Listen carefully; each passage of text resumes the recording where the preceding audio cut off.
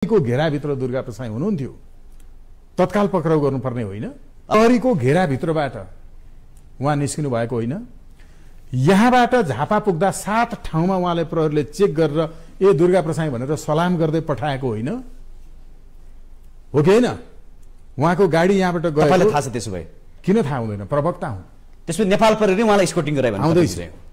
हर एक ठाउँमा उहाँको गाडीलाई प्रहरीको सीसी क्याममा देखिएको छ। हर एक ठाउँमा प्रहरी चेकिङमा उहाँको गाडीले रोकेर चेक गराएर गाडी नम्बर टिपाएर गएको छ। यहीँबाट निस्किँदाखेरि यो तपाईको चाहिँ करिडोरको बाटो हुँदै त्यसले जनतालाई भरम हो यो पारेको अहिले 100% विदेशी दलाल मिडियाले फिजाएको भ्रम हो।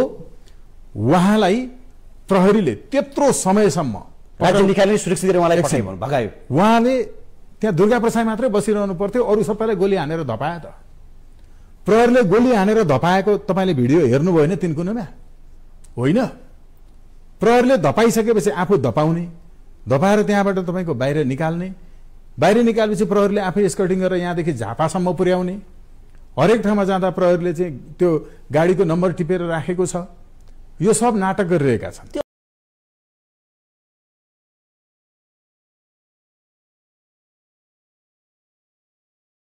त्यति बेला प्रहरीको घेराभित्र दुर्गा प्रसाई हुनुहुन्थ्यो, तत्काल पक्राउ गर्नुपर्ने होइन।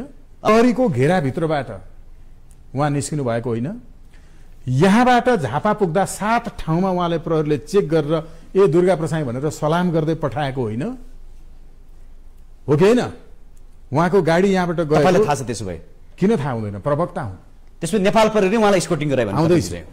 हर एक ठाउँमा उहाँको गाडीलाई प्रहरीको सीसी क्याममा देखिएको छ। हर एक ठाउँमा प्रहरी चेकिङमा उहाँको गाडीले रोकेर चेक गराएर गाडी नम्बर टिपाएर गएको छ।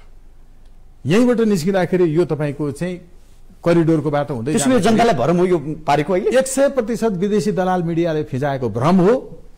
उहाँलाई प्रहरीले त्यत्रो समयसम्म राज्य निकायले सुरक्षित गरेर उहाँलाई पठायो भगायो। उहाँले त्यहाँ दुर्गा प्रसाई मात्रै बसिरहनु पर्थ्यो, अरू सबैलाई गोली हानेर धपायो त। प्रहरीले गोली हानेर धपाएको तपाईले भिडियो हेर्नुभयो होइन? 3 कुनामा होइन। प्रहरीले धपाइसकेपछि आफू धपाउने, धपाएर त्यहाँबाट तपाईको बाहिर निकाल्ने, बाहिर निकालेपछि प्रहरीले आफै स्कर्टिङ गरेर यहाँदेखि झापासम्म पुर्याउने। हरेक ठाउँमा जाँदा प्रहरीले चाहिँ त्यो गाडीको नम्बर टिपेर राखेको छ। यो सब नाटक गरिरहेका छन्।